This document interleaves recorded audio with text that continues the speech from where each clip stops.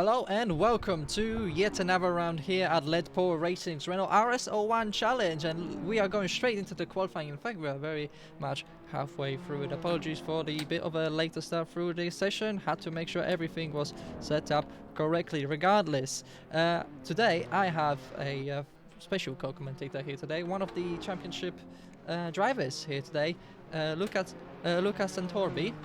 After a pretty good round at Argentina, is unable to race here today due to reason or another. I'm sure if he's comfortable, he will say.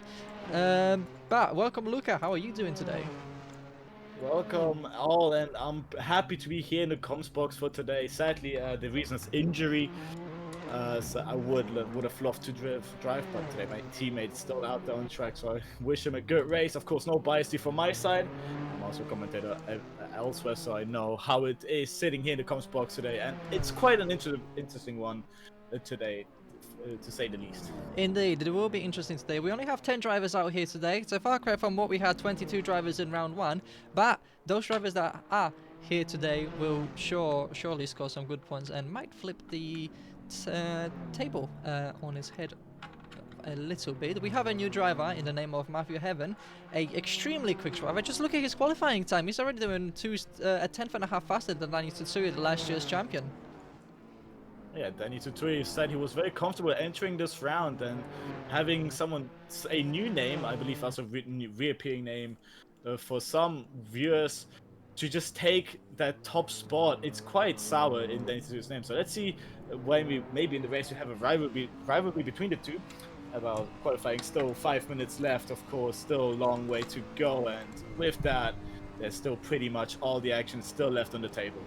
Now, you are currently sitting, I believe, 10th in the championship, at 27 points. Only, what is that? That is about 55th, yeah, about not even 45 points behind Martin Oliveira. Why are you looking where are you looking to finishing this year's championship, given that we do have 2 drop rounds, so the championship can look extremely different at the end of round 10? I'm currently pretty happy where I'm sitting on with the races that I had. Bit of an unlucky one in round 1, but with round 2 I'm pretty happy, so hopefully getting more races like that. Of course, racing is basically a gamble. Each race can go differently. That doesn't matter how much practice you have in. So I'm pretty happy where I'm sitting, and hopefully this will only go upwards in the next few rounds.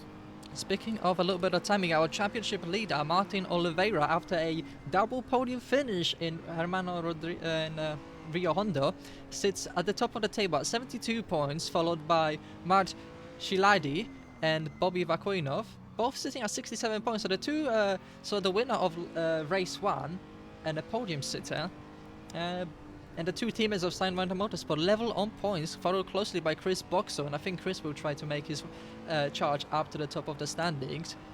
Juan is only 2 points behind, so between P1 and P5 we only have 12 points after 2 rounds, which is pretty good. And if you include Iker Marave in P6, that's only 19 points apart. That is pretty much a 3rd place finish and a 1 lap lead, or fastest lap, or pole position. Yeah, it's pretty much an open championship entering round 3 with, I believe, 4 races already under the belt, with race 1 and 2 every round. So that's still pretty much all there on the table, and with these races in the top 10 grid reverse, I believe it still was, still pretty much anyone can take the top spots. And well, in today's race, look at the qualifying times from P1 to P7. It's basically not even a second between them, and with the pace like this, then translates to the race. This will be a very tight race. Indeed, it will be a very tight race. But Dani Tsutsui is currently on a personal best. He improves up to still in 2nd place, but reduces his deficit down to only 10th for Matthew Heaven. Now, Dani Tsutsui did miss the last round. Now, our current champion of Leadpool Racing is, at the moment, kind of has lack of time due to picking up some extra responsibilities in real life. So we're not he said he's written this championship off. He's not sure whether he's going to be able to make the races, but here he is giving it the best to try and defend his championship. I believe it's Bobby Vakoinov who has, he suddenly said the absolute fastest in 1st sector. Bobby is looking to see what he can do. So let's ride on board with him. So he's going up to the Stall. final sector now. I know, ooh, that was a very good middle sector there. I believe a lot of that was in the hairpin. But I heard a lot of talks about drivers that have mixed feelings about this track. I know one of our dark horses of last championship, Giovanni Marcucci, who took a phenomenal podium in Long Beach, said this track just did not fit his way of driving, and his way of driving is very Alonso-esque, where he just turns the car aggressively with the steering wheel and lets the understeer drive him through the corner. Yeah, I mean, this track is pretty tight with the car. Really want to get the car correct, and well, some driving styles do help with some tracks. Of course, I know Danny Tutui is driving. He's our sister team leader in the Cyanide car. We have seen him drive, and his setups are pretty much, well, if the rear goes off, that's the way he likes to drive. Basically, Tokyo drifting off the corner. So we saw this on board before, the way he just yanks that steering wheel in and then lets the rear end do the rest of the corner. It's basically the opposite of what you just said Marcucci has with his driving, where he just lost the understeer and lets the car do what it wants. With this track, I've heard from my teammate Arno, it's pretty similar to Portimao, which the corners do have some show of the same DNA. And well, with these cars, if you don't have the setup corrected, if you don't manage to get that car bite in, well, the rest is just, the car goes just off. And with this, with the history of these elevation changes, the car do need to have a bit of turn and understeer. It's the last thing you want to have with corners like these. Indeed. Now we do have one late joiner. We have Victor Bernard, who unfortunately by the time he joins the server won't be able to set a lap time, but he will be starting outside in the P11 spot. But he's another driver who is very quick and had an awful round 2 at Hermano Rodriguez. Was it no, Rio Hondo, being unfortunately ended up being taken out in race 2, and I believe he had some issues in race 1 which prevented him from scoring good points in either of the rounds. Yeah, that is one last thing. I did say practice doesn't mean much, but no practice in the end of the day also has its consequences. And well, joining in this late, you really need to have a feel of the car, and I believe that's what Victor was slightly lacking in the last round. But patience is basically the biggest play in this, in these races like these.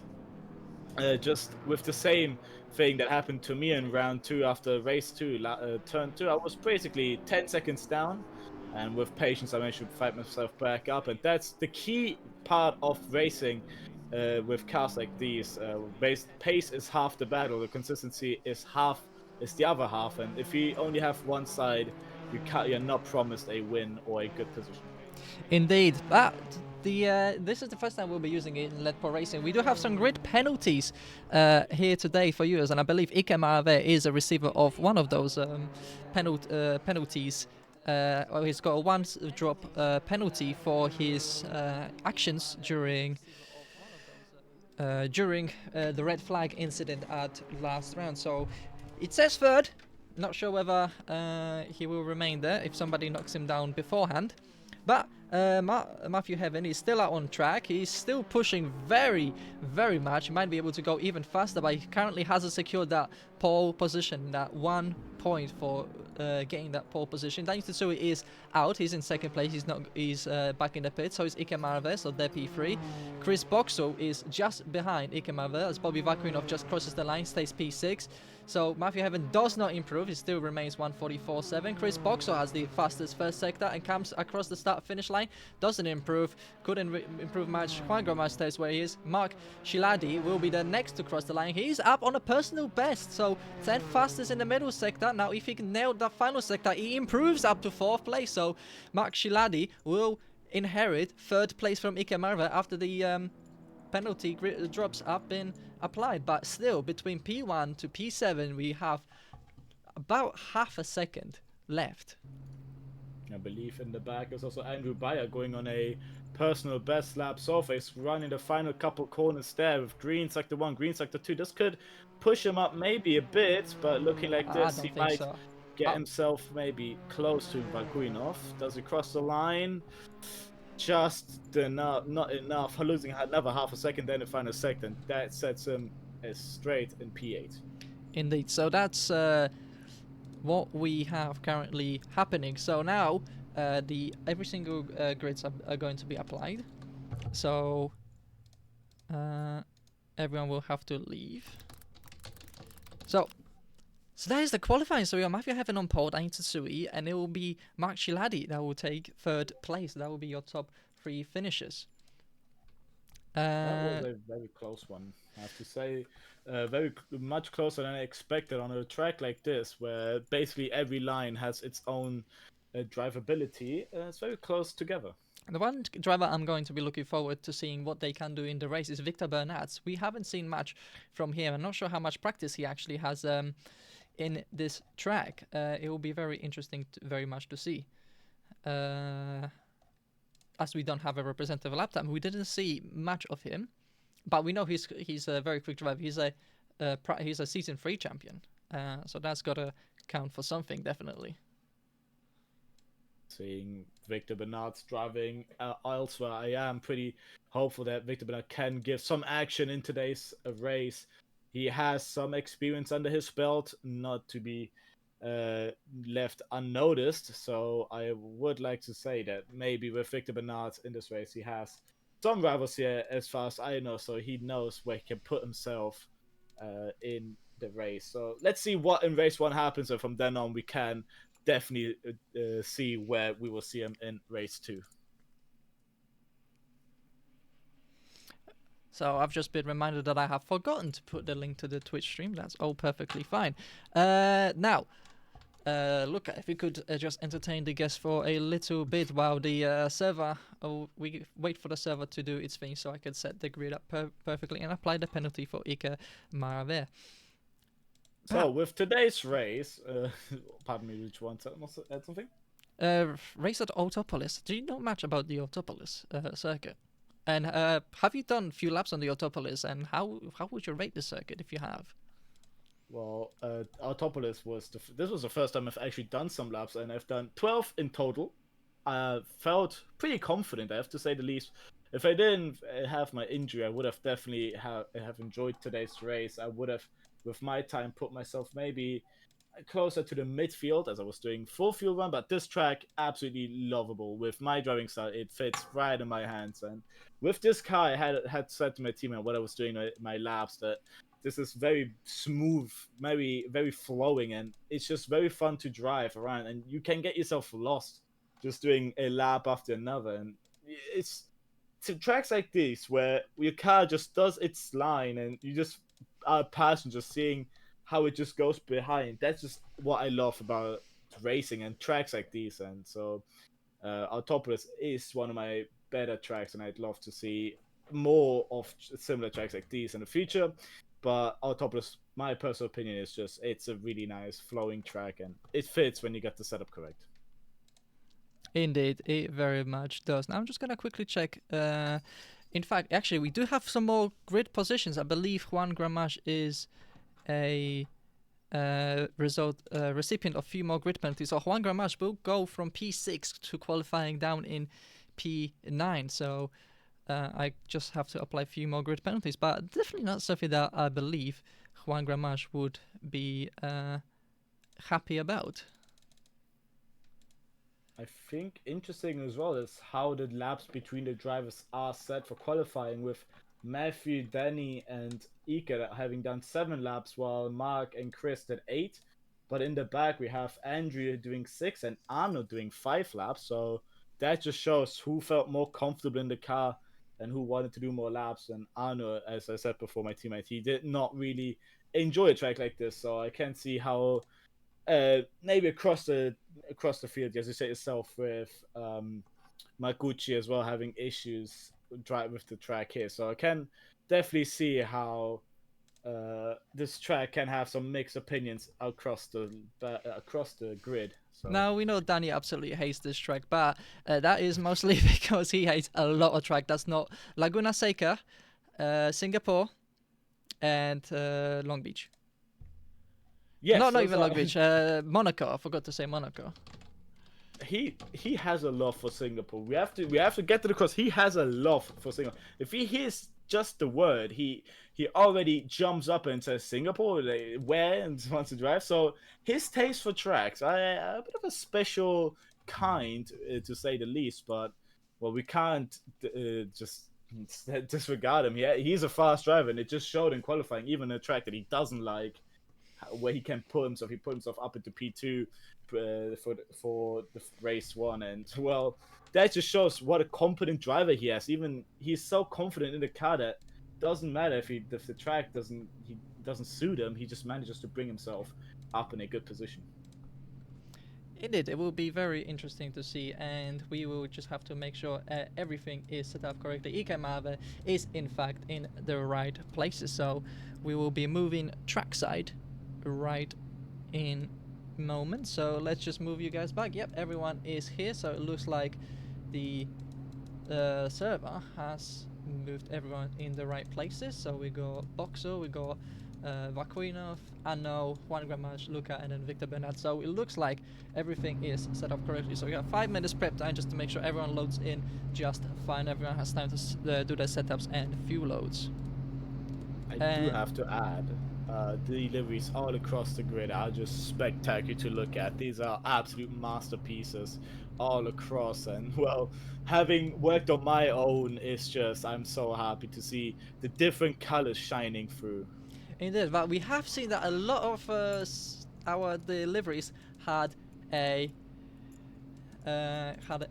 purple. A lot of purple. We have Sidewinder Motorsport, and a lot of red. We had the red of Plus Ultra Team Motomobilismo, 2 cars, and Goat Scuderia. Goat Scuderia having 3 cars, and Plus Ultra Team Motomobilismo having 2 cars. So 5 cars are red, 4 cars are purple, and then we have some purple and yellow. And I think the one that stands out the most is definitely Sidewinders. Not Sidewinders. Your teams. The Wazoo Windmill. Yeah, Wazoo Windmill Well, Racing. The bright yellow green.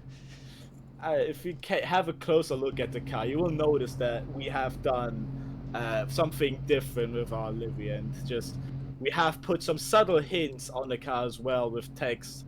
But also on my car, we have gone with a 2 different car look line out with the sponsors.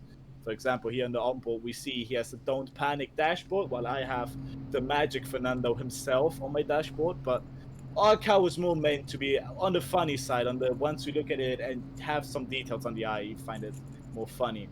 And Arno went more with the superior look, but still some subtle hints on the car for some upcoming stuffs coming on. But that's just what I see as well. A lot on the grid. I've had a look on most of the cars, and it's just very clean. To have said that with little rules in this livery, that I've seen very clean liveries. But as we're getting closer to the lights out. You know, we are getting very close, so we only have 1 minute 20 of the lights out. So let's go through the actual grid that we will be racing today. Matthew Haven will start on pole position. He will get that extra point. Then Tsutsuri lines up alongside. And then we have Mark Shiladi in 3rd place alongside Ike Marvel, who had 1 grip drop penalty. Chris Boxo lines up just behind him with Bobby Vakuinov in P6. Andrew Bayer will start P7 ahead of Anno in P8. Juan, which will start P9 due to 3rd place grid drop penalty. Then it will be Luca G-Block and Victor Bernard in P11 as a late joiner who was unable to set any lap. So look out for him, he might make his way to top 10. But what do we have? We have 3 Spaniards, we have 2 Romanians it seems, we have a British person up in the front, we have some Hungarians, believe a few Bulgarians, Germans in there, and I think that's it. We also have a few more Spanish, and I think that's most of our nationalities. And I did say maybe next time we'll do top 10 nationalities get their own home race, because we only have 2 home races this season. As lights are coming off any second, this will be an interesting one for sure. Alright, so 6 lights are on and lights are out, and away we go. It's a pretty good start from Matthew, an even better start from Danny Tsutsui, who takes a considerable lead already just from the lights out. We have 3 wide down in behind. How will that end up? We look at Jabot goes down the inside. Move on, Anno. We have Chris Boxer already bottling it on lap 1. What's it look? Drivers managed to go for first turn, no problem. They already strung themselves out in a line. Juan Gramash made some excellent progress all the way up to P6 where he qualified. Oh, about half spin there. That's going to open him up to attack from Andrew Bayer. Goes down the inside. And oh, if it was so bad that Andrew Bayer was able to get in front of him, but just misses the braking point and loses that position. The outside didn't work there for Juan Gramash. Had to stick behind. Arno nearly had a look as well on Victor Bernard. Pardon me, Juan Gramash there. Andrew Bayer had a look. Did not quite manage. The traction was just not there on his favor. But Chris Boxall, big mistake from him, drops down to absolute last place. Here we see Arno defending from, that was Luca there on the inside. He had a look. He had a little lunge, but Arno had the car placed correctly and managed to bring Luca in behind, but these two are definitely not done battling yet. No, this is only the first couple of corners of the first round. Very nice, very clean. Little worry for us stewards later on, so expect results much quicker than last time around. But Daniel Tsutsui still leads the race, so if he can cross the start-finish line first, he will gain a point for Lee's lap. And at the end of this championship, any points can matter as Anno is off on the side. What happened there? Oh dear, I believe it just looked like the rear end just stepped up, but here we go, the further change of the lead. Matthew Haven wants to have a look back to the start where he started on the outside, a better slipstream, but Danny Tsutsui needs a contact. Small contact, but they all point the right way, so points avoided. Matthew Haven retakes the lead. I don't think he will be letting go of this lead throughout the race given his pace. But look at that, Mark Shiladi is also much close as well. He's looking for that second spot. Yeah, this freeway battle here now with the little mistake from Danny Tsutsui against Matthew Haven just brought them together to the grid again. So it could have a 5-way, maybe even 6-way battle for the lead. Well, now that it's switched back to where we were with the quality pace, we could maybe see the top 2 runners again run away a little bit, but for third place is still very much open. Iker Maravir, of course, having qualified himself in P3, but wants that position back with that little drop setback that he had.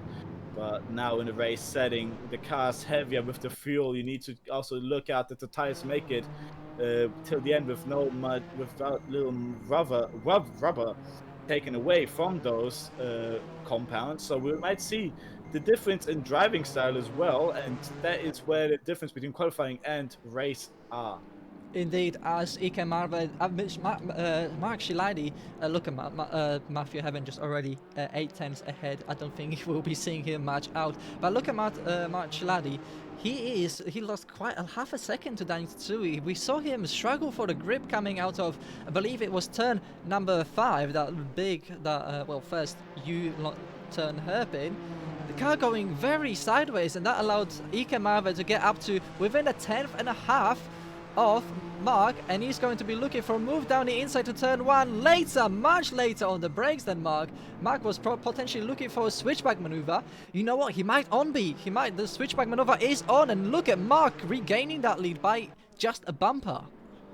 With turn 1 being the prime overtaking spot, we just saw what can go wrong if you just miss the brakes with a switchback, but that could hurt his chances to Iker. Now having eyes also behind the 2 teammates, putting the Plus Ultra Team Automobilismo car in a sandwich. But that big mistake by Mark,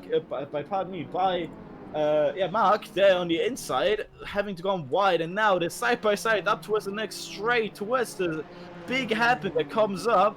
Now it could be a free wide opportunity here. Who will be brave on the brakes?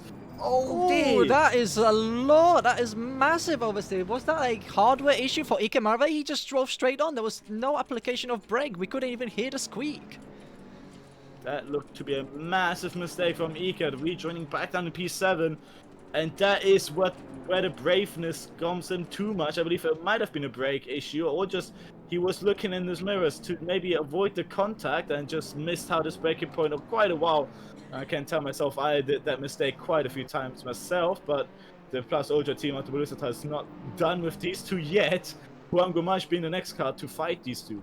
Indeed, so all of that batting allowed Juan Gramash to come up. He has started in P9 due to a 3-place grid drop penalty. But he's now 6 tenths behind Mark Shilandi, so let's see how he will get on. Matthew Heaven sets another fastest lap, 2 times faster than Daniel Tsutsui with 1:41.162. So he's already 1 second down. Daniel Tsutsui 2 seconds ahead of Bobby. I don't think there's going to be much, well, unless Daniel Tsutsui makes mistakes, I don't think Bobby will be able to catch up to P2 and take another double podium for Sidewinders Motorsport. Yeah, but it is a very interesting event so far with the mistakes that we didn't even expect to happen, with Chris Boxall having a bit of a issue down lap 1, with now Ike also part of a victim of the car and missing braking points. So this could still be pretty much open, but we only are 6 minutes in of this 20-minute race 1 here, and Ike might have been back to the battle to bring himself back up where he was. Look at that oversteer around the long left-hander.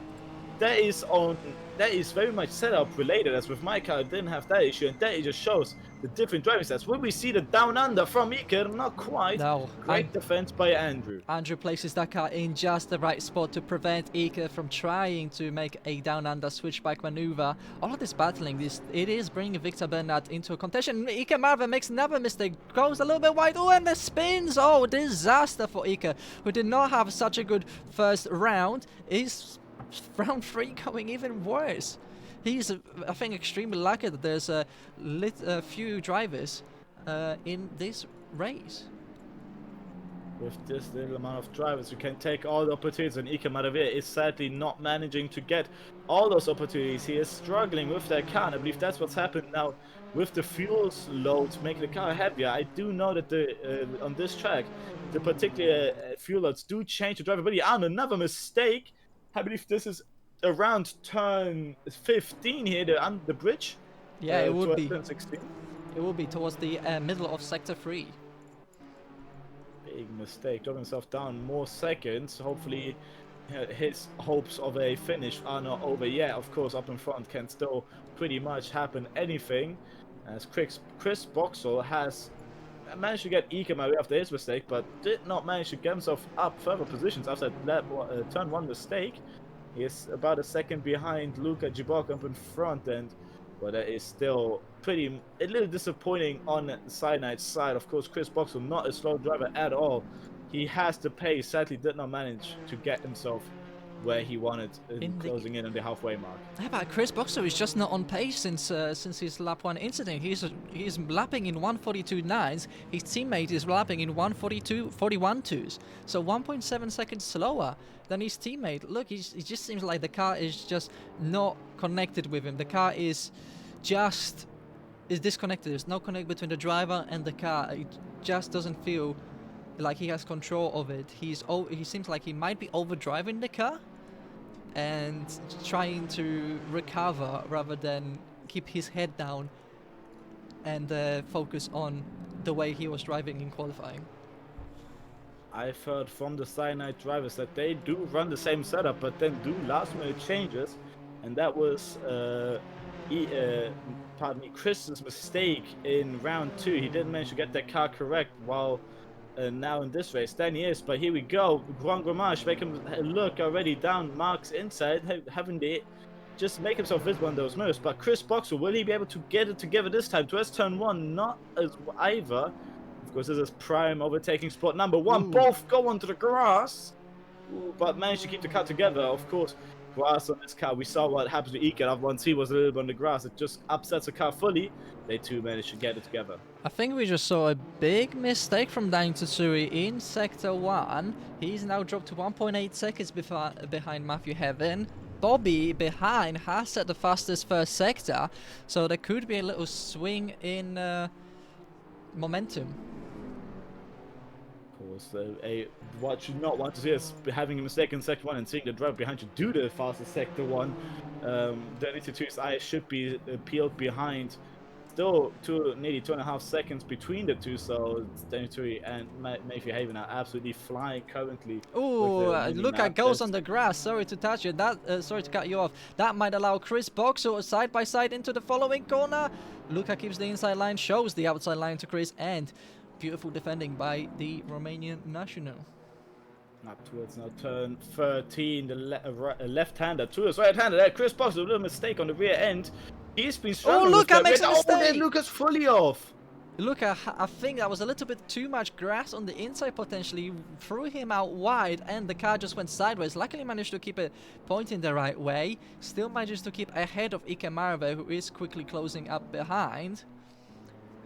But still unable to really make a drive back from Ike Marve. 41.7 sets his personal best lap time, faster than what Chris is doing, faster than what Victor is doing, faster than what Andrew is doing. So he's still catching up, and Victor Bernard, for a driver who had little experience in the track, is on 142.2. So I wouldn't be surprised if Victor Bernard is able to take a race win in the second race, because he's only going to get faster and faster as he gets accustomed to the track. That is pretty much still in the books. But it could go the way of Chris Boxall, and it could go the way of Ike Marve. Now, sadly for us, we cannot see the repeat of what Anno did in round 2. Anno drove a phenomenal race in Argentina, able to keep within that podium place, keeping Juan and Ike behind up until Juan missed his braking point and punted Anno into the Shadow Realm, which netted him a 10-second penalty. As not only that, he managed to tag his teammate Ike and block Martin from being able to make a overtaking maneuver. So a hefty penalty for a member of the stewards team. That's just to show you we don't care if you're part of the stewards team, you will receive the full extent of the rulebook. It was sad to see that Arno, my teammate, was involved in a sad incident like that. Of course, last race, Wazoo wasn't really good into race 2. We were up into, I believe, second and third into turn 1, but, well, it's just what racing is all about. It can all slip through your hands like sand, and, well, here we go again with Ike Marave being one of the sad victims of just how fast it can drop. But the way he drops, you can also pick it up, and Ike Marave look himself to get himself back up at the P9, make himself visible on the inside. But weirdly, the drivers are not risking any overtakes anymore into turn 1. We only saw about one overtake at the start of the race. No, it seems like the braking is like the car is very good on the brakes into turn 1. There's not there's contact between Luca and Ike Marave. Punts Luca into the distance. That's going to be looked into the stewards if it gets reported, but very unsaucy from Ike Marave. Not sure whether Luca braked too much, but Ike is up into P9. Getting all issues and messed up into a turn 2 and 3. That was sad to see that a contact like that can send the car sideways, but Ike Marave did not lose much time out of that, and still it's on the hunt now on Chris Boxall. And this is interesting. This could already show us the pace that we might expect in race 2. And Victor Bernard on the grass catches the car, but that was very gnarly. Victor Bernard is almost lapping within those 141s. Now Chris Boxall, when he able to drive a little bit in the clean air, is getting back onto the pace. He's projected to get into those 141s. Victor Bernard is almost touching 141s. If it wasn't for that mistake, I reckon Victor Bernard would be on a similar pace to what Juan Gramage and Mark Shiladi is doing. So I reckon Victor Bernard will be at least in the top 5, maybe even a podium in the next race. Something you have to add, look at the driving styles of the two drivers. Victor Bernard really does not care about grass or track limits. He is absolutely on the edge, running on curbs everywhere. He does not care on the inside of the corners how much he goes, cuts, and that is just a difference in drive. I believe his car is set to have easier control on curbs, and this might be helping him here up towards turn 4, turn 5 complex. This could be helping him into the first hairpin. Here we go, the right-hander getting a good run here. You have then the 100R corner left-hander onto the straight, which ends in another hairpin, and this could be the overtaking opportunity that Victor Bernard will be looking for. It looks like Matthew Heaven has made a little bit of a mistake. He lost half a second to Daniel Tsutsui. Victor Bernard half a second behind Andrew Bayer. That's going to be costing him a little bit time. He already lost 1 second being stuck behind the German.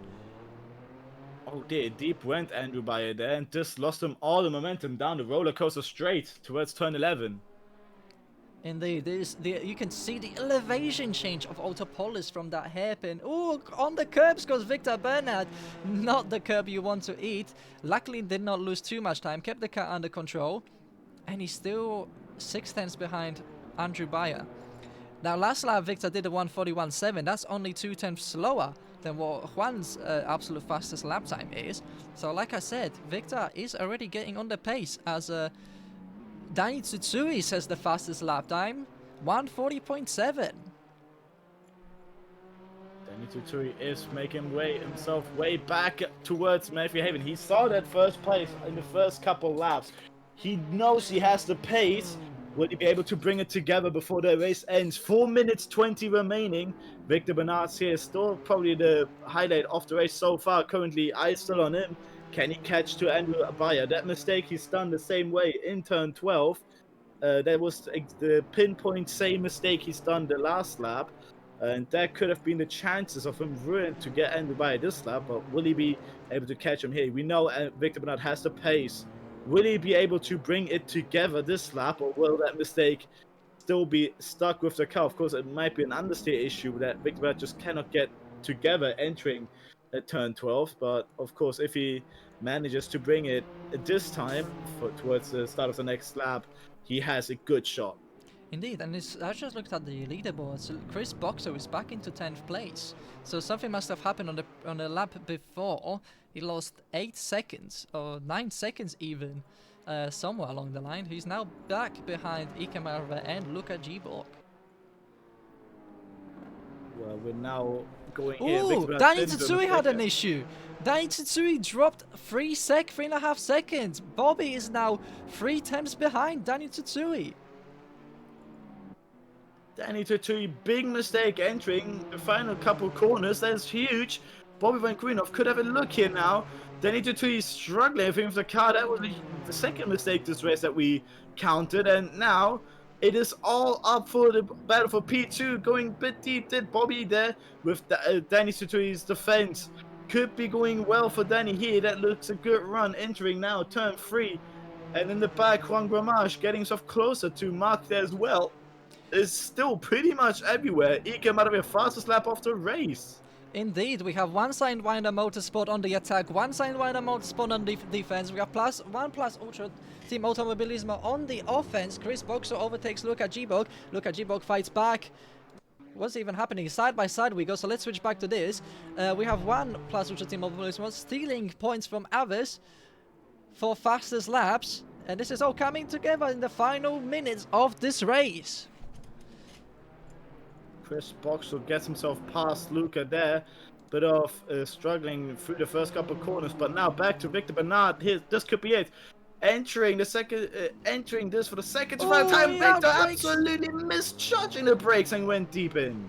Indeed, that's going to put a bit of spanner in the works of Victor Bernard's charge ahead of Andrew Bayer. Mind you that he will have one grid spot higher for race 2 if he remains there, but what do you prefer? Would you prefer points this race or grid slot for next race? It all comes down to where you believe your patience is and your skill level to be. Of course, if you get a good position here, then the next race have a good start, all that comes to a null. But you really need to have that concentration together. Juan Gramage, this could be the position change for P4. That was a good run out the final corner in the slipstream now. These cars have a phenomenal slipstream towards turn 1. 1 minute to go, so we could be entering the final lap next one, if I'm not mistaken. This is the final lap this time. The drivers have crossed the start-finish line with 1 minute 20 left, and we have 1 minute 40 lap time. So it's the final lap of the race, so everything comes down to the line now for an overtake between Juan Gramage, Victor Bernard in the back as well with Andrew Bayer, and Chris Box and Luka Giborg's battle. This is all still up on the line, and now everything comes towards turn 10, because that is, I believe, one of the final opportunities for an overtake, as the next couple corners are not suited for side-by-side action. But we know that the drivers have a plan already ahead, so we are only seeing what is better, offense or defense. And the one that comes out victorious will be the one who gets the position. And I sound exactly like Drive to Survive. Indeed, and we see Victor Bernard ever so close trying. Look, Andrew Bayer placing his car very carefully in the right places. that put Victor off. He doesn't have the run. Andrew got a much better drive out of that hairpin. Andrew Bayer, in fact, himself has gone into a very good lap time. 1:41.8 from Andrew Bayer. Andrew Bayer now finding that pace in the last minutes of the race. If he had it at the start, he potentially could have been fighting for that P5. Victor Bernard over the curbs, trying everything he can, trying to get a exit somewhere, a better line, side by Andrew. Attempt something. Matthew Heaven crosses the start finish line to finish first place. Daniel comes across second. Bobby securing that third place, but we still stick behind. Daniel Tsutsui fastest lap on the last lap. Martin Shiladi fourth, Juan in fifth, but Andrew Bayer will come across and secure sixth place just ahead of Victor Bernard, who just couldn't get past Andrew Bayer. Ike Marve, is he on for a fast lap? No, he couldn't. Fastest middle sector, but lost it all in the last sector. P8 for him. Couldn't retake that fastest lap. Couldn't make that fastest lap from Daniel Tsutsui. Chris Boxer will come across P9, and Luca Gbok will come across in 10th place. We'll have reverse grid pole for the next race, and Anno, unfortunately for you, your teammate comes across in 11th place. It wasn't a spectacular race for my teammate. I do have to say, today was not going wazoo, but Matthew Haven, absolute dominant drive, absolutely deserves that win here. Danny Tutu tried his best, but with those mistakes, well, that's what I mean with consistency is half the battle, and well, that was what Danny Tutu lost him that battle for the win. He was gaining to Matthew, but well, incredible race as well with the battles that were going on for more than half the race between Victor and Andrew and Juan Gomash and Maxi Glacki. It's just all over, and that's what I love about races like these. Indeed, we had so many. Actually, we had quite a few surprises. We had Ike Marve making a massive mistake and losing so many positions, while Chris Boxer just wasn't able to put together a result that he needed. If he wants to fight for the championship, which he has the pace for, Chris Boxer is phenomenally quick. We saw that in round 1, Anadara. He said he has the fastest lap time in Anadara. He has the fastest lap time in round 2, Argentina. But here in Autopolis and even in Anadara, he just wasn't able to capitalize on those results, especially in Argentina. And here, where you have so few drivers, you really need to you really do need to make sure that you capitalize on those opportunities that come. With races like these, little drivers on the grid, but still all the points up for grabs. This is where obviously all comes down. Drop rounds, as you said yourself, are still here, 2 per in this season. I'm definitely seeing that maybe some drivers decide to maybe take this one into consideration. I know that I will. So it's just interesting that with drop rounds, the season is still pretty much open till the end, until everything will be calculated and put together.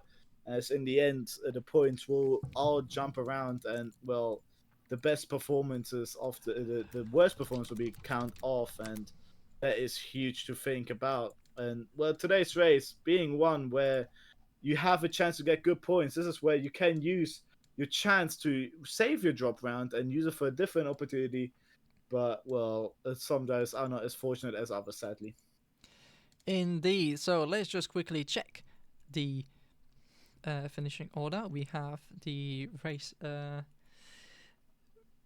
We have the grid in the right place. So we have Luca Gbok in first place, followed by Chris Boxer. Let me just start the session for our drivers. So race 2 server is now open, and that was a great race one. And I do wonder what is gonna happen in the second race, because well, we have Victor Bernard, who just got on the pace. He set a 1:41, I believe it was 1:04.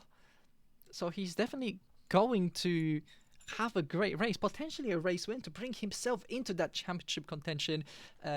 We know that his last round will potentially be dropped down. So we will see. So we will see what will happen. Let me just bring up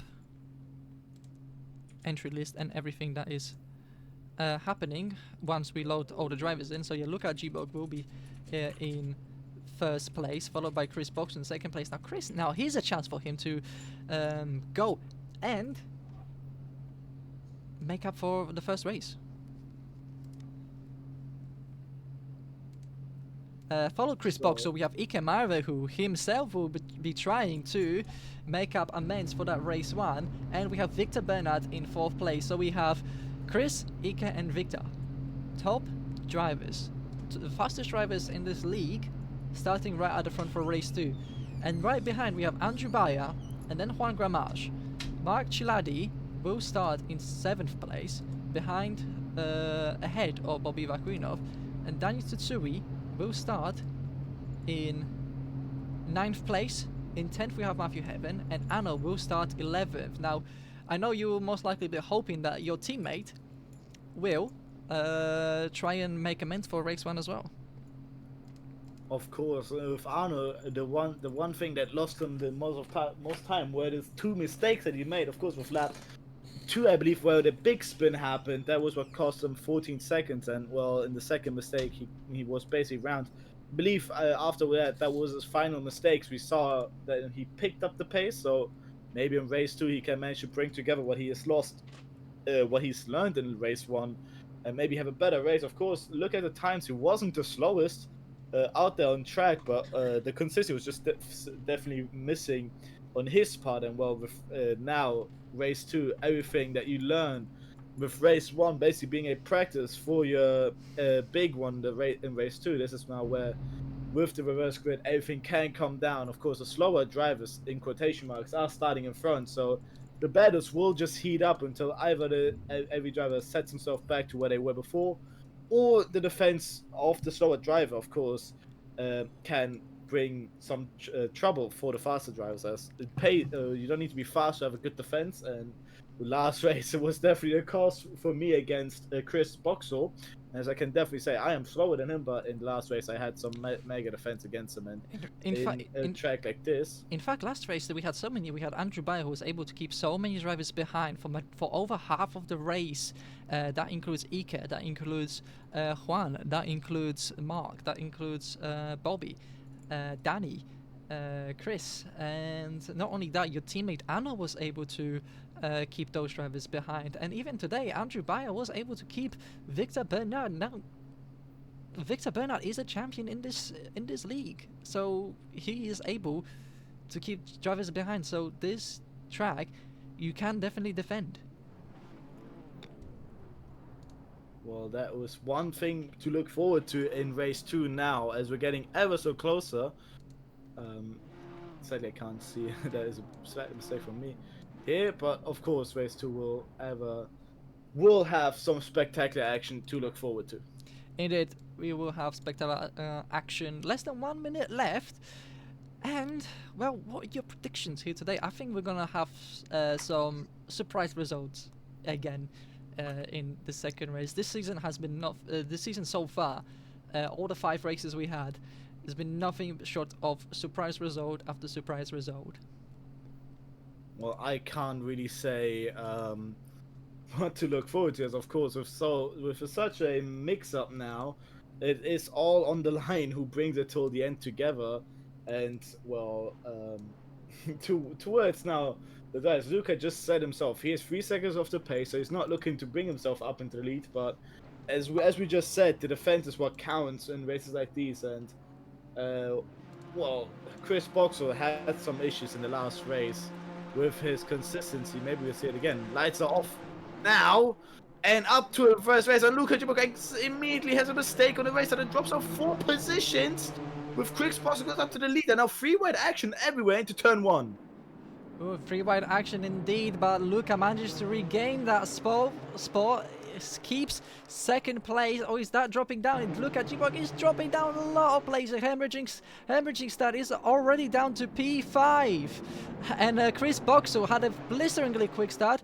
Can Luca fight back? Who is that? That's Anno around the outside, and unfortunately Anno spins. Anno looking for the opportunistic move, trying to make as many places. Matthew Heaven already up to P8. Look at that. Ike Marver hemorrhaged a lot of places. He started so far up. He's already in 10th place. Victor Bernard second. Juan Gramage got ahead of so many drivers in 3rd place. Bobby 4th place. Luca still 5th place. Anno is off the track again. Dani Tsutsui only in 7th. Matthew Heaven just behind. Andrew Bayer dropping a few places. That was, again, a spectacular race start. That just shows the difference in pace. Luca had a bad start, bit of contact between Matthew Haven and with Bayer, and Dani was slightly involved there as well. Bit of damage on the car, but we can say that damage doesn't really involve lots of cars like these. Matthew Haven is stuck between a bit of traffic here. Dani manages to look for maybe another overtake, but through this sector here, it's really tough. So following this closely, you need to have a look to where to place the car correctly. Look, so maybe the inside will content, and now Andrew Bayer in the back could have a good run. Apparently Matthew Haven could have a good run, and now towards the long right-hander, ending the lap and entering the next one at turn 1. Mark goes very wide. That could hurt his chances for a good run out of this final corner, and this could maybe a free-wide opportunity here if this decision will be taken correctly. Matthew gets a good run on Dani. They put himself very wide on the outside. Dani does have the inside. Will Matthew put himself again inside? Yes, he will. Will be brave on the mix. He is very much braver. But Dani sticks on the outside. Bit of rubbing there on the exit. And now towards the next couple of corners. Indeed, we have Bobby Vacunos just 3 turns behind Juan Gramage. They're still keeping their places, but this battle is extremely interesting. I think it'll be even more interesting as we see Luca and Mark gonna get together. And we saw, I know Matthew. Matthew is great on the brakes, and Anno decided to call it quits. Very unfortunate. I wonder if he's disconnected or just had enough. Because if he does not finish more than 75% of the race, he won't get any points awarded to him. But Luca losing out a lot of places in the midst of that. Luca now dropping down to 8th place, following Matthew Heaven. Matthew will definitely outbrake him into the following hairpin. Not quite. Luca looks to have the traction on the outside, still there, but with that grass, it ruins his exit onto the roller coaster straight here. Very interesting name for that. But now up in front we see as well the battle for the lead between Victor Bernard and Chris Boxall. Not quite breaking up, but also here for 3rd place, Juan Gramage and Bobby Van Guinov. Still pretty much bumper to front end. So we could be looking for maybe a good overtake opportunity for the Sidewinder Motorsport car entering the next lap. But of course, the defense can be straight from Juan Gramage, who knows his car control, and entering the next lap. A bit of slippery from Bobby there. Didn't manage to get the car round well out of the second and final quarter, but in the back again, Matthew Haven versus Dani Tsutsui. This is the 2 drivers that are taking a spotlight here in race 2.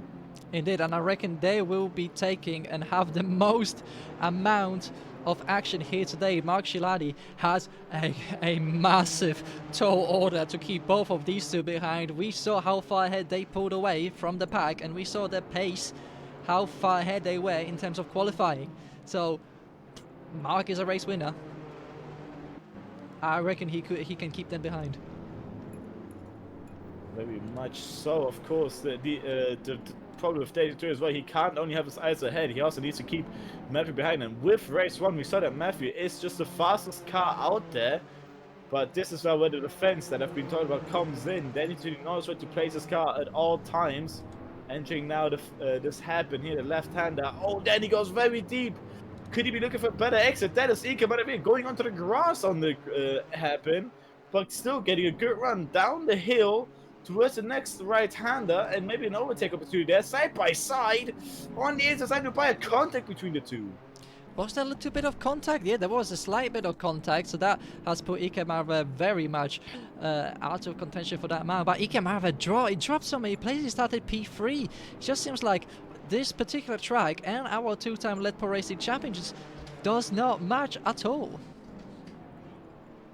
With these cars, it's all over the place. Sometimes you have the car under control, and sometimes the car just does what it wants. And here, with the different situations, you really need to balance your cars correctly, and sometimes you notice where what makes the driver champion. And here we see that this time the champion drivers are not really managing to get those cars correct. But this time Matthew Haven doesn't look for the inside. That was the first time he doesn't look for an overtake at all. but they have a good run towards Mark, and Mark now absolutely has those mirrors full of purple and white, and entering these couple corners here, he really needs to have a look on where to place the car if he wants to involve himself in this battle. Of course, for P5, that's a great point.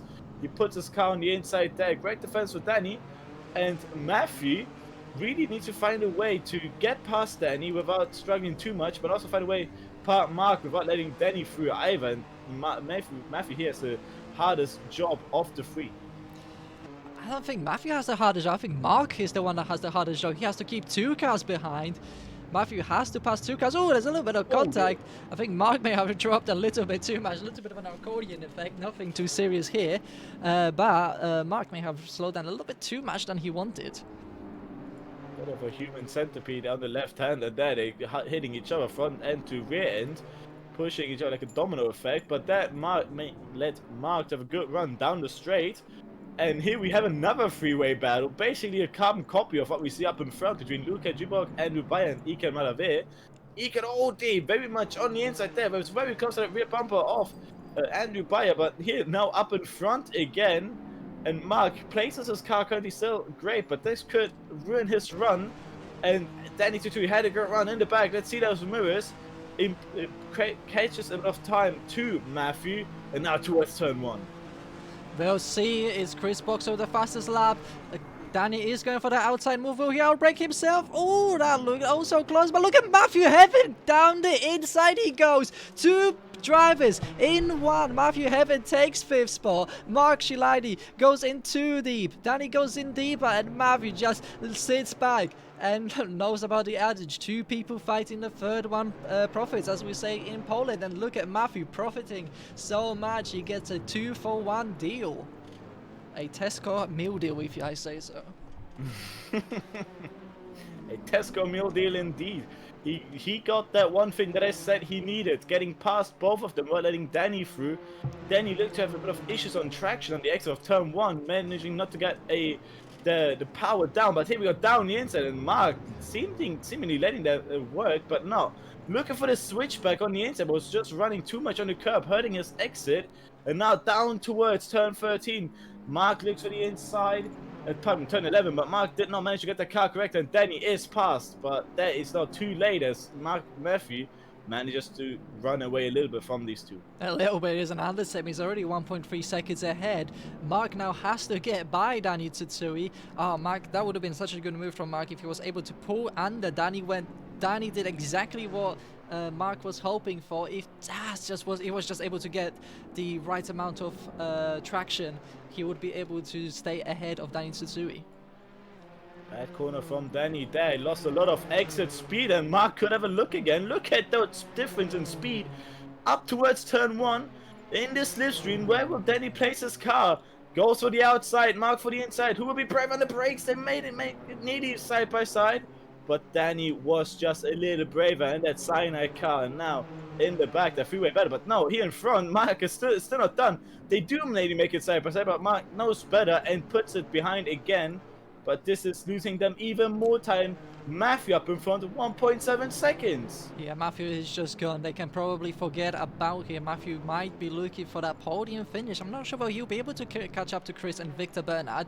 Those two are trading lap time after lap time, more or less on the same pace. So any of those two can take a victory here. Juan Gramash, it just seems like doesn't have quite the pace of the top two. Bobby Vakuinov just behind Juan. He's be looking for the podium place, and if Mark can get some lap times, he could still knock Danny Tsutsui down a bit. And for Bobby and for Mark, this is where it matters. They are merely 5 points behind leading the championship, so they could come out of this round leading the championship. So there's a big pressure on those two drivers, especially in the teams championship, where no doubt they're leading the teams championship. And absolutely here, this is very important to the champions. As I said, only 10 drivers, so every driver will get points this round. But of course, who will be where? Look at the times; they're just slightly increasing from each other. But Victor Bernard caught about 3/10 on the straight here. Chris Boxer had made a huge mistake in the final corner. The gap was about 8/10. Now it's 4 and nearly 3 entering now in the first sector. Very twisty corners here. Easy to follow, not so easy to overtake. And Victor Bernard, look at those lines. This is so interesting. Look at how Chris Boxall drives. He keeps on the exit, but a bit of oversteer on the exit there. While Victor Bernard absolutely taking everything on the track that is. Indeed, Chris Boxall is the absolute fastest first sector, so he pulls away by 10.5. Ike Marva, he's still. Oh, Ike Marva is off! Ike Marva and Luca have a get together once again. So, oh, Ike Marva just know his weekend. He's still struggling to get the car going. Andrew Bayer retakes 8th place. I'm sure he'll be very happy with those results. And as a result, yeah, more driver just spread out a little bit after the highly entertaining first half of the race. The drivers just spread out. Dani Tsutsui fastest middle sector, trying to catch up back to Matthew Heaven, 2.2 seconds back, and Mark just unable, 1.7 seconds. So I reckon the quickest battle we'll get, albeit if anything else happens, unless anything happens, it'll be Bobby fighting for that 3rd place on Juan. Up in front for the lead. It's also still not out of the picture yet. It's still under 1 second between the two. But Bobby Van Koenig here only half a second down to Juan Gramache. But of course, is that setup set for straight lane speed, or is that car more set for the corners? Looking for the straight, and if you haven't got so fast up, 140.9. In the first race we had 140.7. Ike Marva goes to the pits and teleports. I believe that's what happened. So I think he is retiring as well from the race here. While here up in front, there we go, it disconnected sadly. So we're losing another driver. He didn't manage, I believe, to get the point. 75%. I'm not done yet. So very, very unlike Ike to actually quit it through the middle of through the session. I'm not sure whether it is 50 or 75% that you need to complete to be eligible for points. Digressing, that puts Luca in a secure 9th place, Andrew Bayer in secure 8th place for the time being. But what's not secure is his teammate, Ike's teammate Juan Gramache, still keeping that podium spot for Plus Ultra Team Automobilismo, trying to get more points for his team. Now that his teammate just had a completely abhorrent day, and definitely a day that Ike will likely try to forget. But what happened up ahead? Chris Boxall, few mistakes here, few more mistakes from Victor, and look at that, the gap is now down to 3/10. And it's close again, even so closer, because Chris Boxall looks to have that half a second mistake cost him basically maybe the lead here, because now look at this. Victor goes into the slipstream, and this is basically done overtake. But look at the Chris Boxall straight lane speed. Even with the slipstream, Victor has not managed to gain any time at all. But up towards turn 1, Victor does make himself visible on the inside. And Chris does defend the inside there, winning his own chances. Round he goes out of the corner. Contact, indeed. Victor slows down. Victor tried to slow down to give the place back to Chris Boxall, but unfortunately, it's just not happened to be. Victor, just go ahead. You're most likely going to get a penalty anyway, but oh dear. What a mistake for Victor Bernard. He's probably trying to reduce his penalty as much as he can. He basically gave himself a penalty for that at this point. Great sportsmanship shown on track between Victor Bernard here. That I believe that wasn't even his mistake. On the cameras here, it looked like Chris was just too eager on the accelerator. It didn't show us damage either. So I really believe Victor was just believes it was his mistake. I believe we see our so we have the Swiss have to have a look after that on the replay anyway. But Victor did shoot himself in the leg here. I believe even with a bit of a penalty here, he would have lost less time than what he did now. He was going for the straight, but now Juan Gramache leader of the race with Bobby Van Koenig having the chance to maybe snatch it away. Indeed, so there's a win for Sidewinder Motorsport on the table right here.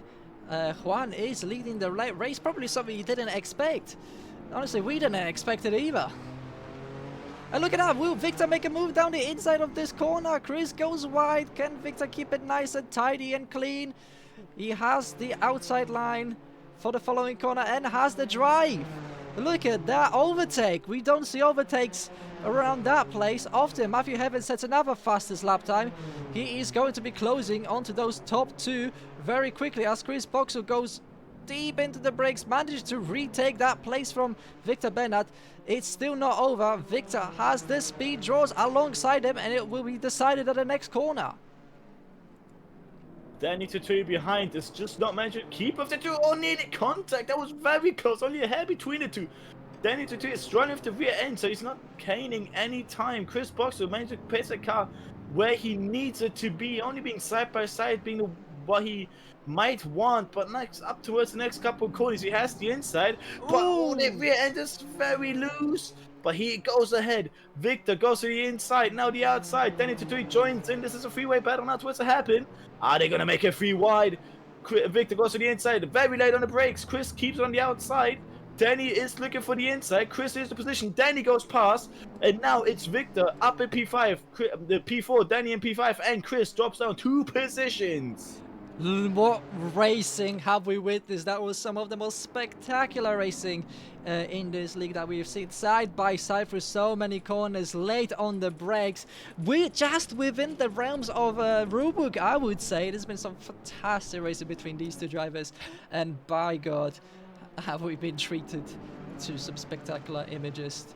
Victor retakes 4th place. He is now 5 seconds behind the podium.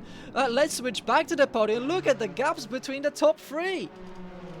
Absolutely nothing in between these cars up towards turn 1.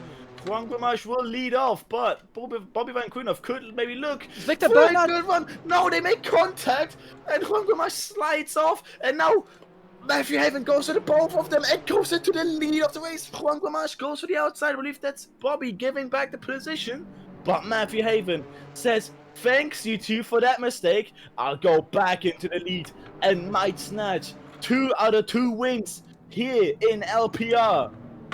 And this what a debut will be for Matthew Heaven in this series. But Victor Bernard has left the server. Unfortunately, something happened to him, it seems. And he just decided to call it quits. But by God, what a shame for Victor Bernard after it's seeming so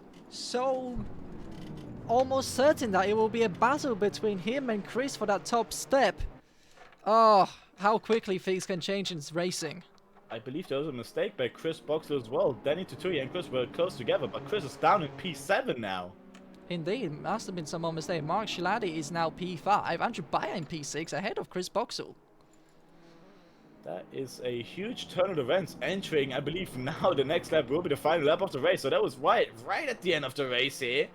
And Matthew is absolutely king of the race so far, king of the weekend. Getting that pole position, getting race round winner, now entering the final lap in the lead. And absolutely only letting the drivers behind eating his dust. As now Juan Gamache has to keep his lights only behind so Bobby. As with that run, Bobby could have a good look into turn 1, or maybe now this lap, with now it being a final lap of the race. Who will come out on top? Indeed, so Juan manages to stay ahead. Bobby still within the slipstream for the following corner. Will he try to make a move? Matthew Heaven, they can forget about him. He's a second and a half ahead now. On the inside, Bobby Van Koenhoff to Juan Gamache, and now side by side through this couple of corners where we see what Chris Boxall and Victor Bernard did, and only a bit of contact between the two. Edging the first hairpin, still side by side. No one's back out. They know this is final lap. They know there aren't many more opportunities. Bobby had the disadvantage line there, but still make it side by side. Now has the advantage on the inside, and towards the hairpin, who will be brave on the brakes? It's Juan on the inside. Looks to me he still manages. Who's gonna get the undercut? No way, it's Bobby with the overcut getting that position. Indeed, Bobby on the outside. What fantastic side-by-side racing. We had Juan giving just enough space on the bow. Bobby takes too much careful without throw him outside. Look at Juan trying to make a squeeze on by. Oh, just not enough traction. Just too much understeer in the car to fully floor the car. Bobby goes out wide. Juan tries to rotate the car, get on the throttle earlier. Now we only have 3 more turns technically ahead. This left-hander, the long right-hander, the small king, but that's essentially just a flat out corner, and how you take it will determine. Ooh, a little bit too Juan being washed out, that's gonna cost him traction. And I think Bobby Vakuinov will be able to take this, take second place. Matthew Heaven wins 2 out of 2 for him, pole position as well. Bobby Vakuinov takes second place ahead of Juan Gramash in P3. Dani Tsutsui in 4th place, Mark Shiladi in 5th place, Andrew Bayer will come across 6th place, and Chris Boxall, another just a disappointment for himself, in 7th, and Luka Gibok will come across in 8th place. Wow, what final lap have we had from these these drivers? That was textbook movie final lap. What we saw there, all the action coming in, and what you have, I believe, missed out on was Matthew Haven also taking the fastest lap of the race in that final lap with a 140.5. He is absolutely maximizing everything from this weekend. Indeed, Matthew Heaven just maximizing. What a debut for him. 2 race wins, a pole position. If he just had the fastest lap in the first race, it would have been a grand slam for the man. Absolutely beautiful from all of the drivers, sadly going some way here and there, but in the end, giving us some great action here in the commentary booth. And I have to say, giving this, putting again the championship all upside down with the difference in positions. I mean, Juan Gramash, you cannot forget about him. Still, he did finish 2nd place then, where 3rd place it was. Still very much beautiful. This has been some spectacular racing, honestly, here today. It's been I'm just lost for words. The final laps and the second race just kind of took the vocal cords out of me.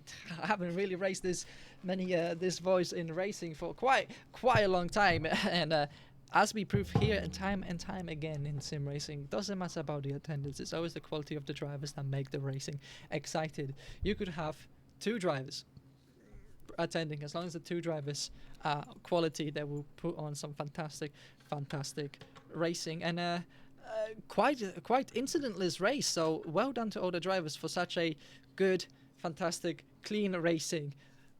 Borderline, but this is touring cars. We are racing GT cars. Rabin is racing at the end of the day, maybe not as much as in Super Tourist, but this is what touring car racing is all about. The cars can handle it. In the end of the day, if the car can handle it and it's still inside of a little bit of the rule books, it's where the action then is. And I believe we have the interviews next. Indeed, we do have interviews next. I will just wait whether we will have our race winner, Matthew Heaven, in here with us. So let's bring Matthew Heaven. Matthew Heaven, what a debut for you! A double race win, pole position, fastest lap. You were just 1 fastest lap away in the first race to having a Grand Slam debut. My God, if you don't finish this season, I'm gonna have to personally come to your house and duct tape you to your sim rig. Man. It's been a while since I've raced with you guys, so great reintroduction, I suppose. A great reintroduction to understatement. How was it out there for you? You had some fantastic, especially race 2. You got a 2-for-1 deal on 2 drivers out there, Mark and Danny. Yeah, and again, you had a 2-for-1 deal with Juan and Bobby. So you were literally the driver that just says, "Okay, 2 people fight. I'll profit off of your fight." I can imagine you are the type of. I feel like without incidents, I only would have gotten 3rd, but you got to be there to take advantage of it if it happens, Indeed, it's a sad shame that Victor and Chris incidents happened, because I reckon those 2 definitely would have had the top 2 spots in either order. But yeah, it would have definitely been difficult to get to them. But either way, a podium was definitely on course. But again, I'm just gonna ask, how was the race out there for you? How was the car? How was the track? And how was racing everyone again in here? Well, Topless seems to be slightly polarizing. Some people don't like it. Some people find the car a bit understeery. For me, I felt the car was fine once you made a couple of adjustments to it. And for Topless, you have to be patient. If you're impatient with your steering or your throttle, it will punish you. And that's ultimately what it was about today, patience and taking advantage of opportunities. Indeed, it has been all about patience, and you definitely demonstrated that patience in racing here today.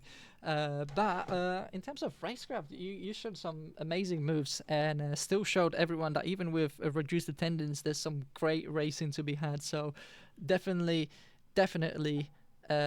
worthwhile attending every round. Yeah, I'll try my best to finish off this season. Why not? Indeed. So next race will be Circuit d'Ajaccio, in 2 weeks' time. Are you looking forward, or have you got any plans in 2 weeks?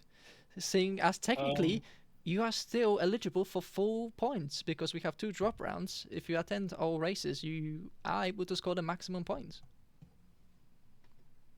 It's a track I've never heard of before. This track I was sort of familiar.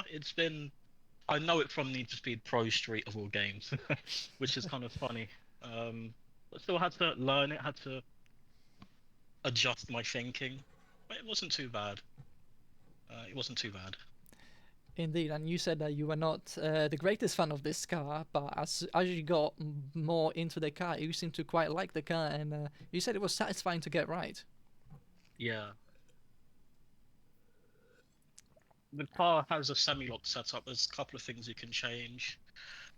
Lower the rear wing, opened up the diff a little bit on acceleration, put the brake bias back a fair bit, and it felt alright, at least in my opinion. You can really get it to rotate on the brakes. And it seems like rotating on the brakes is one of your key strengths. Yeah, I'd say so. Well, we're It definitely. was definitely necessary Oh to yeah, extract the most of the car today at this track. definitely. And it's good. It's good to have you back again here racing. You have shown some masterclass of racing.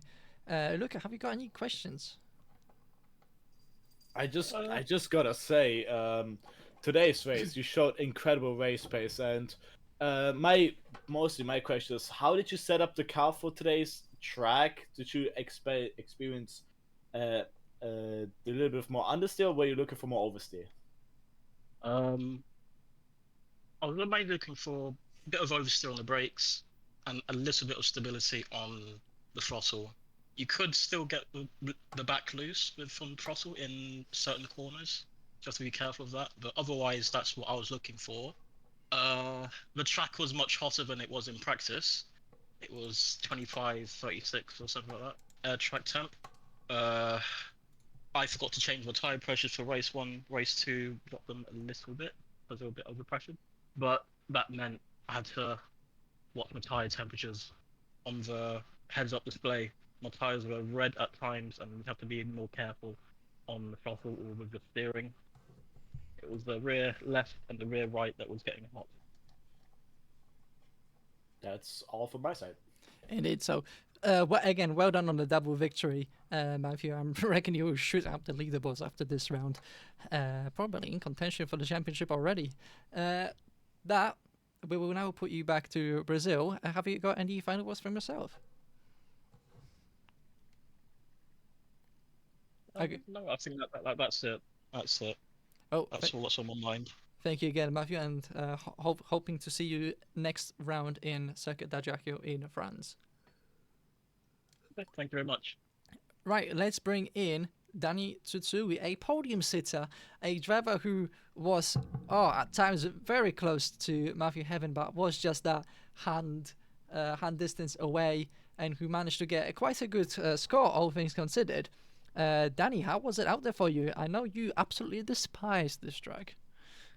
Well, we definitely got the setup wrong.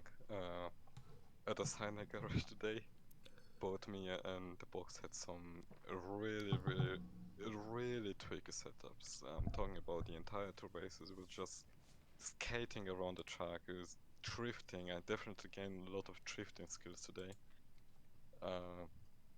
But yeah, surprisingly, I was fighting for the win. Pole position was definitely on the table. Could have gotten it. Messed up really badly on the lap that I I was on to take it. Then race one, use my new dual clutch system, which, as I imagine, really overpowered. And then, yeah, I did not understand the car on high fuel. It was quite literally the first ever lap. Lap 1, race 1 was the first ever lap I've done on high fuel. I haven't done any kind of practice on high fuel. And yeah, didn't know my racing lanes and lost it. After that, kind of got up back to pace. Too many mistakes though. The car was really undrivable. Indeed, and it seems like your teammate has struggled a lot. Chris, an extremely quick driver. He already has 2-lap records in this season. Just couldn't put together the what's the word I'm looking for? The drive today. Right. Yeah, no, I can't blame him because we both race the same setup. I actually raced his setup today, so yeah, no, it was just undrivable. I don't have any other words than it was definitely just undrivable. The way of how absolutely tweaking and how it felt like you were driving on ice. It's and the curbs and the bumps and any kind of small mistakes that you make on this track completely ruins your entire race. It's not helping at all. Indeed. So I know you're a busy man nowadays. But the next round in 2 weeks' time, are you hoping to make it to Circuit d'Ajaccio? I have no idea. I really cannot tell. I'll have to wait at least until next Thursday, Friday, something like that. And I'm not sure whether you race. I know you raced in Super GT a little bit. I'm not sure whether you raced at Ajaccio in our season 2. No, I didn't. So it'll be a new track to learn. I can't even ask you what you think of the track. No. Well, fair enough. Anyway, thank you for racing here today, Danny, and hope that the track didn't leave you with too many scars. I mean, a podium finish and what looks like you'll most likely receive a podium in the second race following students inquiring into few incidents. Well, yeah, we'll see. Race was a really frustrating race with the overtaking. I'd have to do a couple of reports myself because not only was it impossible to overtake, we didn't have an overlap out of the final corner, but when you also race against a driver that has the mentality of we both go off the track no matter what, and then have Matthew do a double overtake on us into turn 1. I was about to ask you about that because it looks like when you were fighting Mark, both of you went quite a little bit deep into that corner, and that just gave Matthew a free pass. Like, here you go, 2-for-1 deal. And then 1 lap later, he absolutely sent it down the inside. So that's gonna be a report. We're gonna see what the stewards have to say about that. Well, I was hoping for very light workload this weekend, but it seems like I'm not getting off that easily.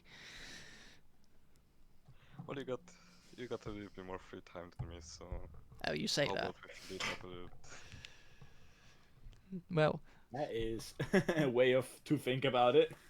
that's all the questions from me. Luca, have you got any questions yourself? Well, I do want to. My question is more, Danny. How much do you practice for today's race, if I may ask? Done some laps like on the first day when pre-qualifying came out or something like that. I've done like 13 laps, not even pre-qualifying before the race. But And were you then- comfortable entering in today's race? No, I came half an hour before the race and I literally did not know where to brake into turn 1. So Well, considering that I've only done half an hour of practice, I'd say it's gone quite well.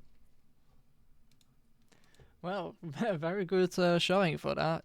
And it seems like the fast drivers. I mean, we've seen Victor Bernard really race up towards the front of the pack in race 2 after he got the car settled after roughly 20 minutes.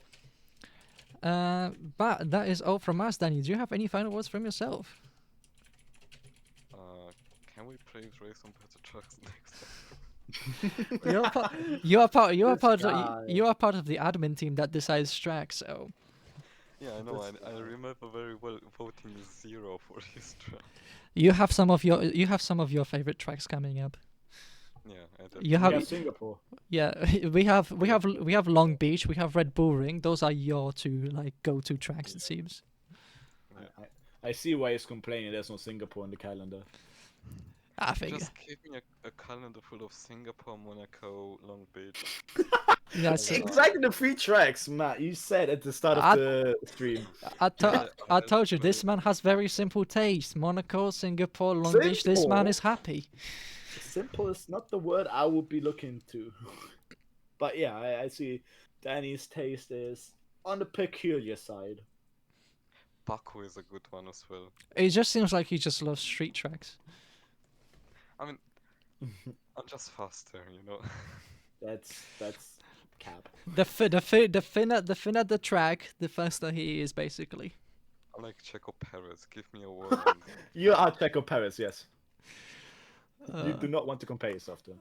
Anyway, yeah, that was final words said from Danny, right? Right. So Danny, you are back to Brazil, and let's bring back the final interviewee, Andrew. How was it out there for you? Some very good points that you'll be able to score from today's race. You were able to gain a few spots from drivers who just couldn't. It seems like just couldn't keep it on the road. Absolutely. I mean, I'm quite happy with how this race turned out. It was a bit frustrating, but the track temperatures ended up being way higher than in practice. I think that threw me off a little, and it probably also threw a bunch of other people off. But in spite of that, I'm really surprised with how I ended up faring in this race. P6, that's consistency. Moreover, that I was able to claw my way back in the second race. I didn't think that would ever end up happening, but then Ika and the other guy from LEF Auto Racing started getting a little closer to each other, and I was like, something really ugly is about to happen soon. And indeed, I was right. They ended up going into each other. And eventually, Chris showed a wagon I went past him, and I was like, that's how it happened. So I'm very much happy with it, especially when considering that none of my other teammates were here this time around. One guy, he called quits because of personal issues, and the other just couldn't be there for this round. So I definitely made the most of it, I think. Definitely, Even though I wasn't the fastest. it seems like you were going to be carrying quite a good points for your team, and I do hope. Well, first of all, you seem to quite enjoy Autopolis, even though it's quite a tricky one. You said yourself, it's like every single corner is like a dexterity check with a minimum of 15 to pass. Yes, indeed. That's pretty much what it's like. It kind of reminded me of another fictional track that was initially made for, I believe, Automobilista. It's a fictional Scottish circuit, and I felt it's called Livic Glen. I felt very similar about that circuit, and it kind of reminded me of this one in the same sense that every corner you're just like on a constant slippery slope, trying not to fall off or make a mistake. Because once you do make a mistake, it's very, very difficult to gain back that time. You're just kind of trying to scratch away at it, but it's hardly doing anything. But in spite of that, I think it's a really great track. It's just fun to drive, right? Even if it is initially quite difficult. But when everything goes the way it should, it's very fun. And I feel that the stubbornness of this Renault doesn't exactly complement the track, but otherwise its high speed, its performance in high speed corners probably does. So yeah, there's that. Indeed, and we do have in 2 weeks we'll be racing a completely different track. We've got Circuit d'Ajaccio that is half street track and half permanent fiction. It is a fictional circuit, and you seem to be quite a fan of fictional circuits, especially since this car quite prominent in Gran Turismo 7, which is known for fictional racetracks. Absolutely. I actually tried out Circuit d'Ajaccio a bit ahead of time, and I think it's really interesting. It's definitely not nearly as technical as what Autopolis is,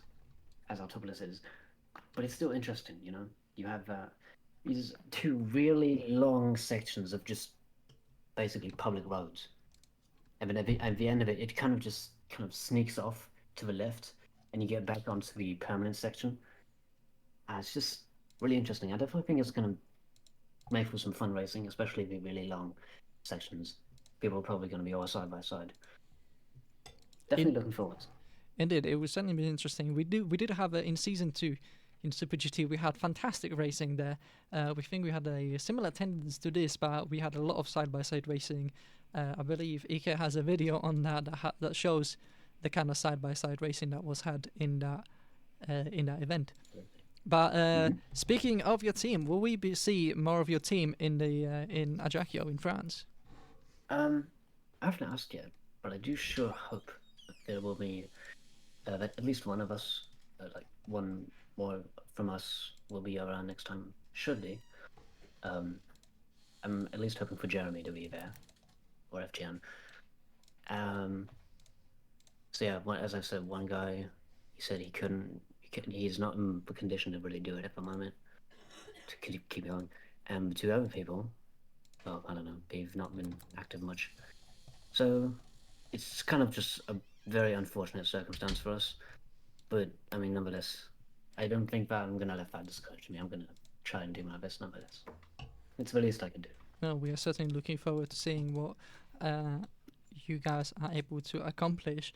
Now we'll leave the floor to Luca to see if he has any more questions from his side. My question to you are more: how confident were you in today's race? Very confident, actually. Initially, I wasn't sure what to think, but as I started getting settled in more and more, and just having a clearer picture of what the race was actually like, I definitely think I was fairly confident.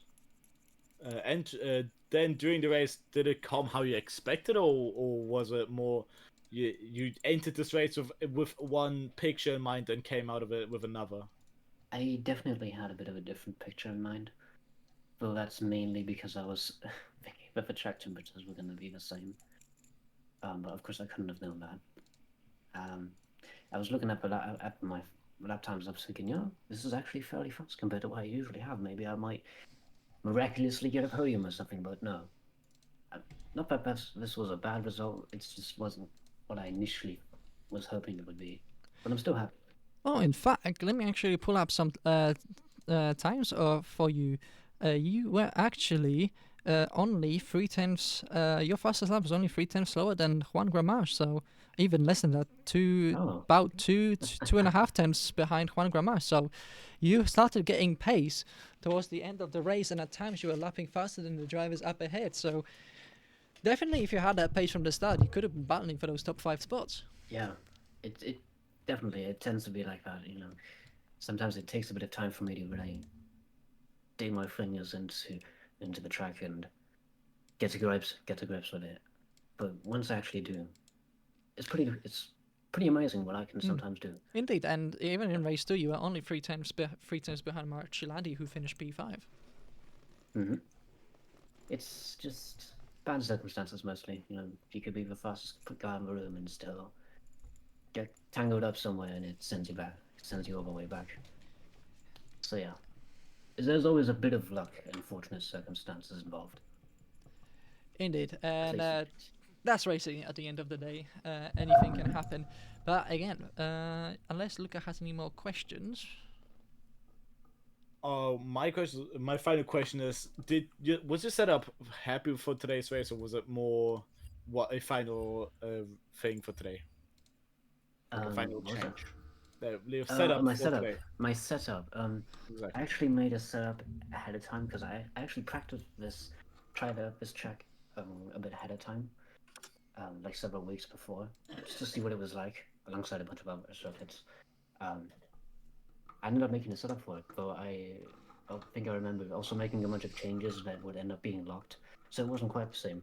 But when I initially tried it out, it was right, surprisingly good.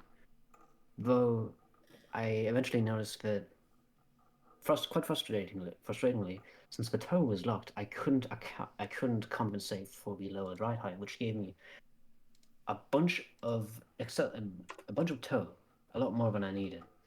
So I would actually like to use this opportunity to make a suggestion, which is to unlock the toe so that if we lower the ride height, we don't have to deal with quite crippling amount of toe. And because adding too much of it can very easily cripple a car's handling if you don't know what you're doing. Mhm. I just wanted to mention that. But I think it could have been better, but otherwise it was, for what it was alright. It did it. Careful that you It did its job. Careful that you don't reveal too many secrets to your setup. Need to be careful about that one. I mean, it's part of how I usually do it, so nothing too special. Well, that was my final question.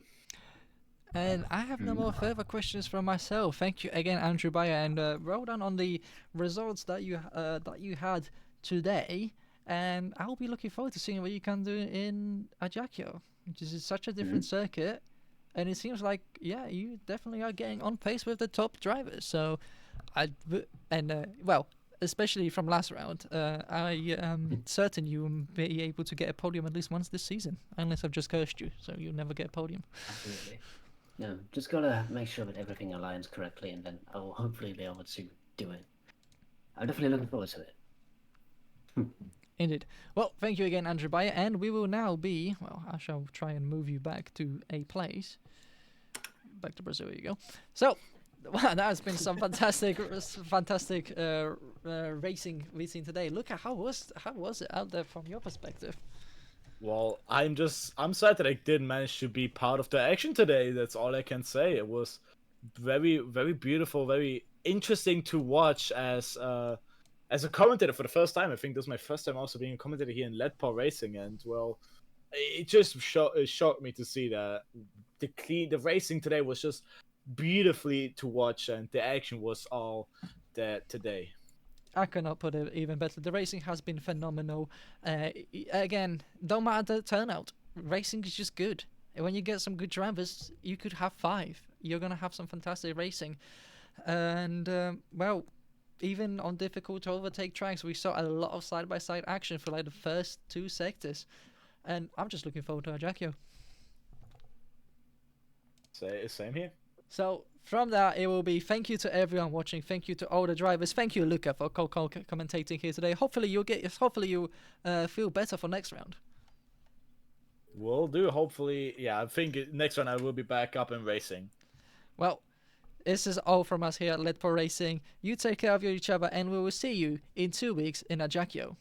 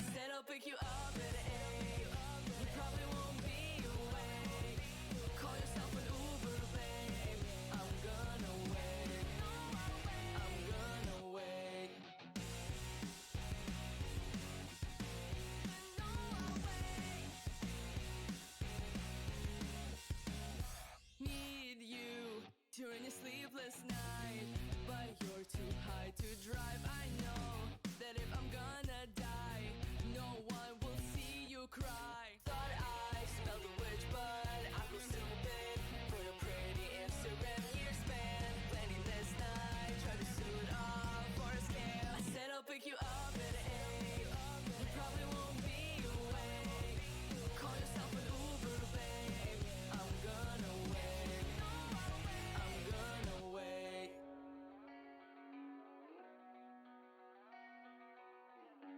You think I don't know when you're lying. You're at the club and phone's on silent. I'm worried sick.